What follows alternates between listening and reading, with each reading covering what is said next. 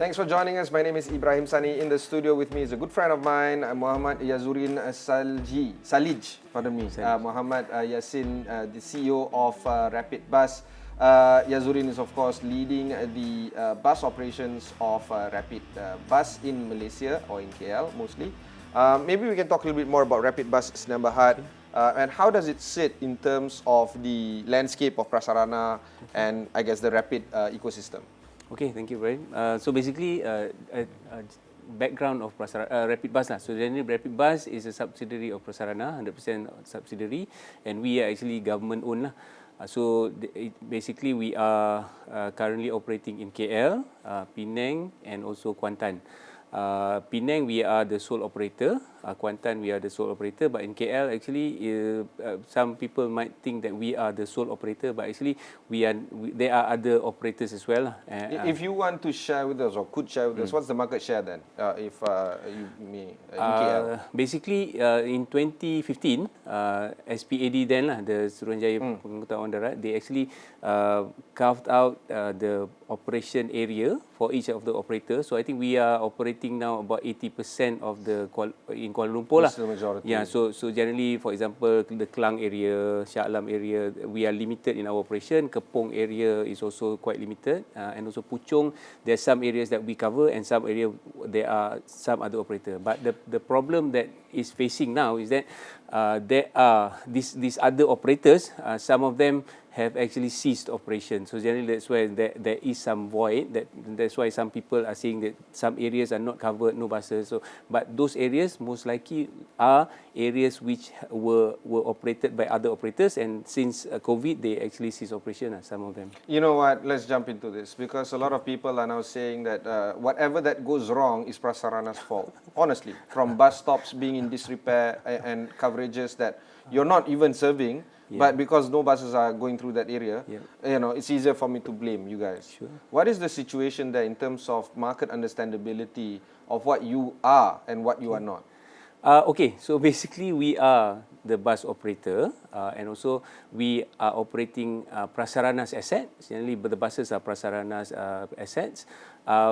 We are not the developer of bus stops. Yeah, that's one thing. But basically, I think even though we are not developing the bus stops, but we have actually got very close working relationship with the PBT lah. Alhamdulillah, I think for the past local government, for the past 1 year, I think in 2022, we actually developed quite a good relationship with the PBTs, and I think last year we have come up with all the priority bus stops. We listed down the priority bus stops, about 300 over priority bus stop, where there are about more than 100 riderships a day. We shared this with the PBT, and I think out of that 300 over, about 800 has already been upgraded. Ibrahim. So generally that there is a good working relationship between us and the PBT lah. But okay.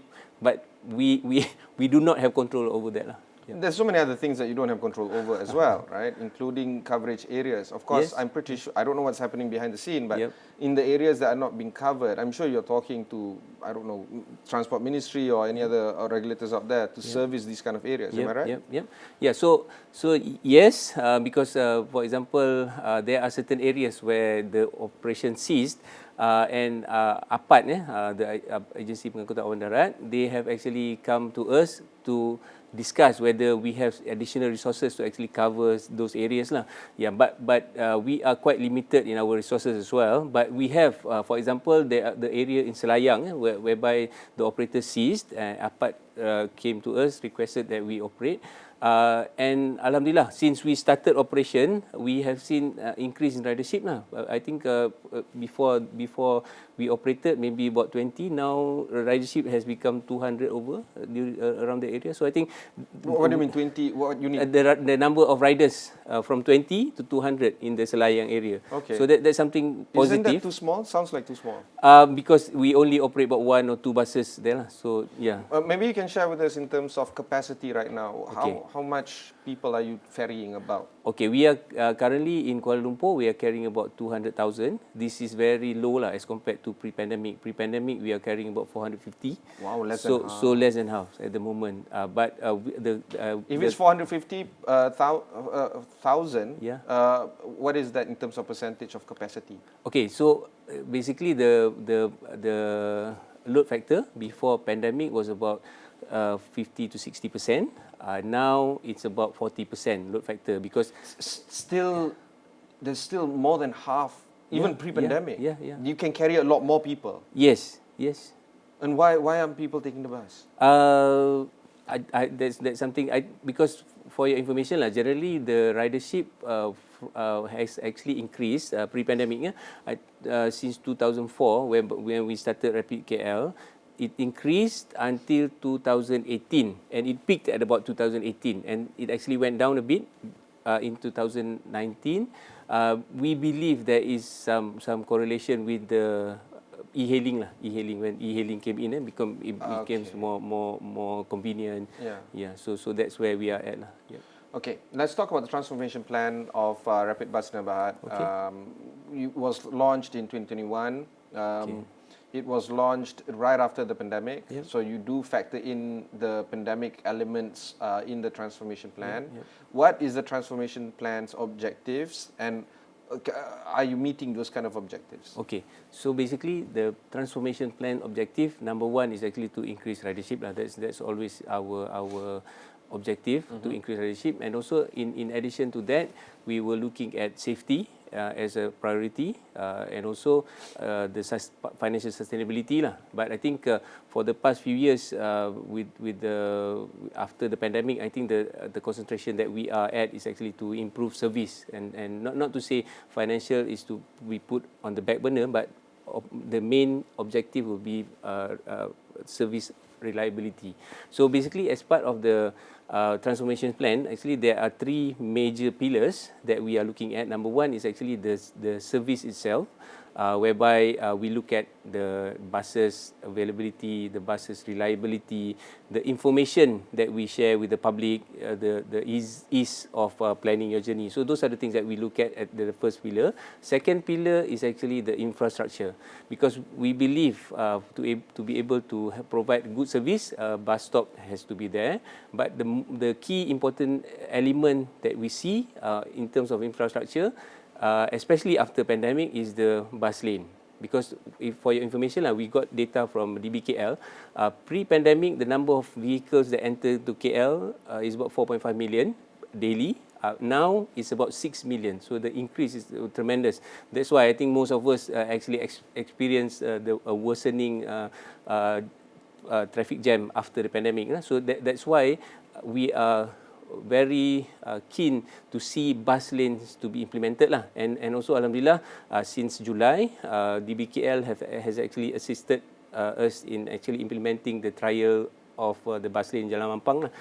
We've seen very good results. Ridership has increased about 10% in Jalan Ampang, and also in terms of the journey time, we could save about approximately 20 minutes of the journey time for the public lah. So generally that's where we want to improve. So number two I mentioned is the infrastructure, and number three is actually on our bus captains, because this is an issue that we've faced for a long time lah. Generally our bus captains, we do not have sufficient bus captain. We can recruit them, but we cannot retain them. That's the problem that we've always had even before pandemic lah. And I believe this is an industry problem lah. So in order to solve that, we have actually improved the remuneration for the bus captains. We've seen good results. We have, for example, the retention has actually been better this year. For example, last year by June, we would normally lose about 10% of our bus captains. Now, as of June, we only 4% attrition. And also in terms of recruitment, for the past 2 months, I think we managed to recruit about 300 bus captains now. So it's a good sign, and we believe that is something that we can push forward lah. And also in terms of the quality of the bus captains, we also have a program we call Service Ambassador program lah. So generally this is to make sure the bus captains are more courteous, they are more we have a program because senyum, salam and also sabar lah. They have to be sabar sikit. So this has actually proven good lah, because we have seen the number of complaints reduced by about 30% since we launched this program. So generally those are the 3 pillars that we looked at as part of the transformation plan. I'll touch on infrastructure a bit, Sure. but still on the bus captains. It's also important for us to highlight that they are properly vetted, they are properly ensured in terms of the quality and the lifestyle that they take, including, as I understand it, drug tests as well, police background checks. So these are the kind of quality checks that is going through them. But my question is to you, why the attrition rate being so high at 10%? Is it e-hailing? Is that it? Generally, I think we've done some analysis lah. The issue with the bus captain attrition is that because the responsibility and the stress level that they have to face, they have to carry passenger, the lives of the passenger at their hands. They have to go through traffic jam. They also need to do customer service. They have to know where the routes are. They have to handle the customer. In Penang, for example, they still need to handle cash. In KL no more. But those are the scope of work of the bus captain, and they are getting more or less what the P-hailing guys are getting or e-hailing guys are getting. So generally the scope of work and the remuneration does not match. And that's why we see the attrition, some goes to e-hailing, yes, generally they get the same but less pressure. Some go to government buses, university buses, whereby they can actually work less stress with the same remuneration. So that's where we are looking at the attrition. That's why for us, given the additional scope that they are doing, that's why we say, okay, it's important that we have to improve their remuneration. And actually, we do benchmark against other cities in the world. And we see that because we are a member of this group called International Bus Benchmarking Group. So this group includes New York, London, Brussels, about 15 cities in the world. So we benchmark twice a year, we discuss, and we see that our bus captains are, because the rest of the cities, their bus captains are remunerated above the city average. For Rapid KL, they are about 40% below the city average. So that's why we want to try to improve that, because generally we understand because these other cities have faced that, and this is one of the key improvements that they've made in order to address this issue of attrition. I've worked in 2 big cities, Jakarta and London. Both I rely on buses, but for different reasons. London Tube is world-renowned, yes, I do take the tube, but at the same time, some of the areas that I want to go to, particularly my flat and of course my office, a bus service would be 10 times more optimal than taking a tube. That's easy. For Jakarta, the bus lane is just magnificent. It sits in the middle. I don't know what they call it. There is a word for it. Transjakarta. Transjakarta. And I own the road. There is no other way to say it, right? There, it's fast. Why would I go through Machet, even though Grab is there or other e-hailing companies are there? It's slow. The argument that needs to be made is, in your second pillar inside your transformation plan of 2021, infrastructure must come hand in hand with the ministry, the PBT, JPJ even. Taking care of the bus captains is all within your entire maybe wages, you need to talk to the progressive wage model kind of setup under the economy ministry. But you can't move without having a central bus lane. What kind of conversations are happening right now, either with Prasarana or Rapid Bus Sdn Bhd, in relation to getting a dedicated road, in these tough roads, right? Like Jalan Kuching, for instance, or Jalan Ampang, NKVE maybe, I don't know. So how is that coming along in terms of having these dedicated bus lanes? Okay, so Alhamdulillah, I think last year, early this year, our TPM, Deputy Prime Minister, has actually reactivated they call it the Jawatankuasa Kesesakan Jalan Raya. Okay. So that has been reactivated, and generally the minister in charge for the technical matters is MOT. So we have had a few rounds of discussion, and generally this is the forum that we've discussed lah. So for example, the Ampang bus lane is actually as a result from this committee. So this committee involves the MOT, PBT, and also PDRM as part of the committee, and also for example, the last all the PBTs are also there lah. KPKT is also involved. So now we have one Jawatankuasa technical specific on chaired by the KPKT punya ketua pengarah, and this is actually making inroads lah. So for example, as I mentioned, we have targeted 300 over priority bus stops. 80 of them has been built, and as I can remember, about 8 kilometers of walkways have been implemented since we implemented this committee lah. And for example, for the bus lanes, Ampang corridor, Ampang is the first pilot that we've undertaken, and also we are looking at future bus lanes. If this Ampang is workable, will be Jalan Genting Kelang, Jalan Kelang Lama, and also the Federal Highway. I cannot imagine the kind of traffic. You're inducing anxiety already. All these 3 roads.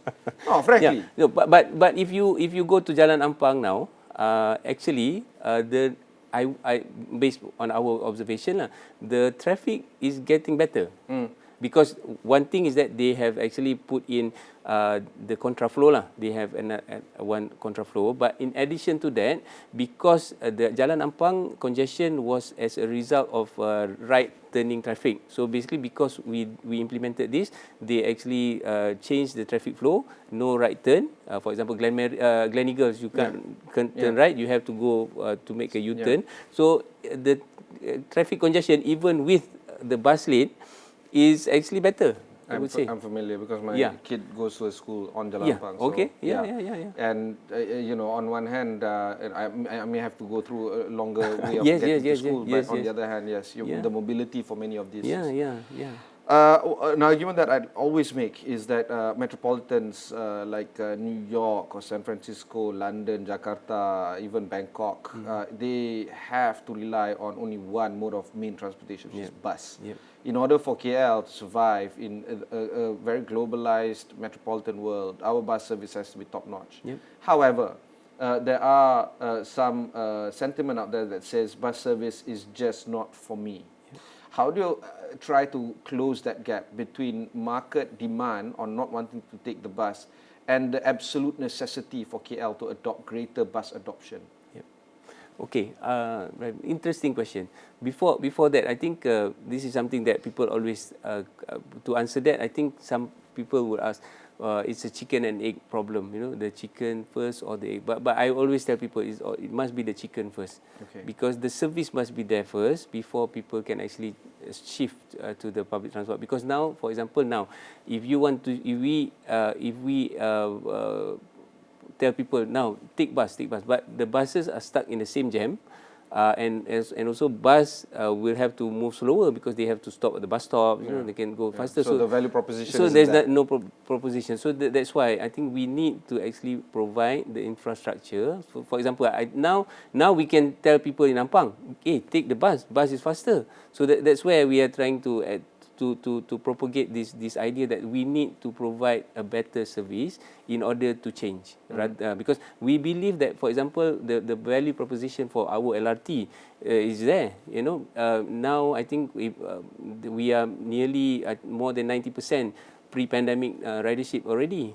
Even though, for example, our Kelana Jaya line is not the headway is not as good as pre-pandemic. So generally we have that value proposition, but for bus we don't have that value proposition at the moment. And I think our PG CEO, our Encik Azhar, he always emphasised that the bus needs to be promoted more, because for us to have another rail line, for example, we will have another rail line, LRT3 in 2025, but what next? There's no more rail line coming up.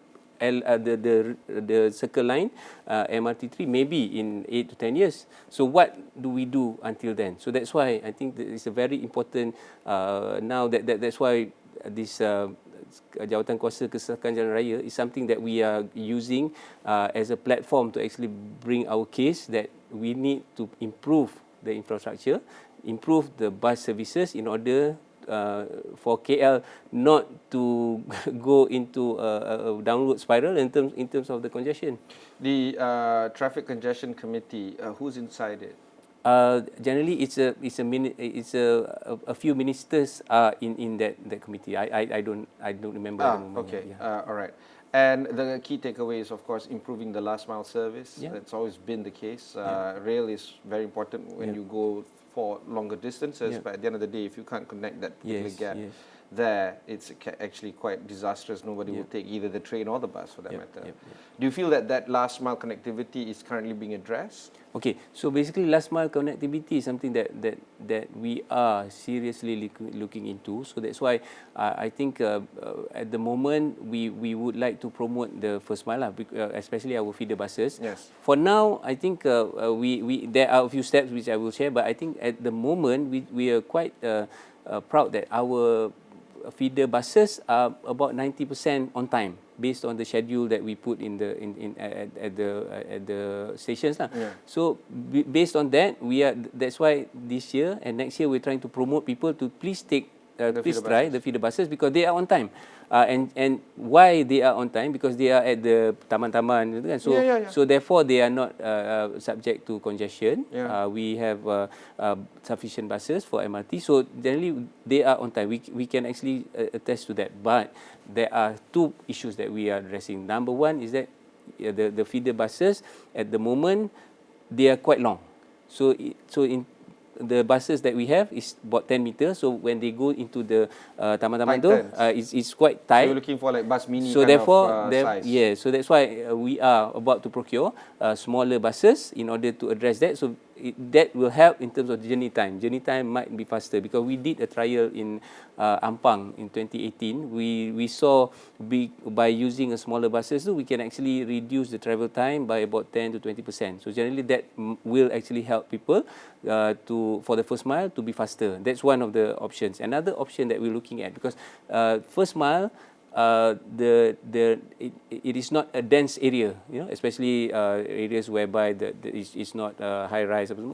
So we need to also look into how do we provide services into this dense area using better resources. So that's why we have started our DRT. We call it Demand Responsive Transit, whereby we are using vans. And also vans, and for people to book the ride based on demand. So we have an app now. We're working with two companies, Kumpul and also Track Ride. We have actually implemented this DRT permanently at one of our. What is the DRT? Demand Responsive Transit. Okay. So basically, what it entails is that you book your ride and it comes to you, and it's not like Grab. Grab is one rider per This is vehicle. a collection. This is a collection, yes. Final area of exploration I want to go through with you is on asset management or fleet management. EV buses. That was an interesting conversation that I had just last night with a guest of mine on air on this show. Yep. And of course, cheaper buses, to replenish your current fleet. Yep. What's the thinking when it comes to buying buses right now? Okay, number one, buying buses, because we are about to float tender for buying buses. So generally, buying buses now, the take is that it should not be all long buses. That's one thing. Okay, we also want to go EV because I think EV, one thing is the maintenance is cheaper. Yes, it might cost a little bit more to buy the buses, but in the long run, it's actually cheaper. So you're buying locally or internationally? We will come up with a tender soon. I think that will be announced. Yeah. But the EV buses procurement is a real thing. It is for coming. Rapid KL? It is coming. It is coming. But generally, we have actually done a proper study lah in terms of how we want to transition to EV. I think one of the key element is actually to upgrade the charging infrastructure at the depot lah. Because actually kalau kita charge the buses at night, it might take like a small city consumption lah. It's quite a big energy that we have to take up lah. So that's why we are working with Tenaga Nasional to upgrade the grid, and also those are the things that we are looking into lah. Is the National Energy Transition Roadmap addressing this? Yeah. It does. Yes. Because basically since we started discussing this, I think a lot of agencies are now working with us lah in order to. As you say, including Tenaga and many more. Yes. This is a revolutionary moment, don't you think? Yeah. Where you can see energy transition being literally done in front of your eyes. Yeah. But I think just to share with you lah, now from what we see, if we were to transition all based on the current energy right now you have portfolio, now we have 15. Oh, you already have 15 EV buses? We've been running 15 EV buses since 2015. I don't know. At our BRT Sunway. Okay. They are fully EV. So total fleet size right now is what? Like how many buses do you have? At the moment, about 1,500 fleet. Wow. So from 15 to 1,005. Yeah. That needs to be transitioned. So our plan, or our vision is that to be able to replace all with EV by 2037. That's our target. Okay. About 14 years to go. Yeah. Okay. Final comments before we conclude our conversation? Nothing much, but I would like to invite everybody for this Merdeka, which will be held in Putrajaya. So we will be providing free shuttle service from our Putrajaya Central bus, and we will have two types of service. One is the shuttle to the event area, and second, we will have like an hop on hop off bus to POIs within Putrajaya lah. So I think it's a good time to actually anybody wants to visit Putrajaya, spend the day there, Merdeka, So we would like to invite everybody lah to if you have never used a bus, or the last time you used your bus was when you were in school. So we invite you to come to Putrajaya. Try our buses, and maybe you will change the way you travel in the future. Yeah. Thank you very much. That was Yazurin Yasin, the CEO of Rapid Bus. If you want to learn more about their services, just go on to their social sites. Prasarana social sites are actually a lot more fun to actually witness, so do check that out if you haven't yet already. There are a lot of resources like this that can be found on AstroAwani.com. My name is Ibrahim Sani. Catch you in the next one.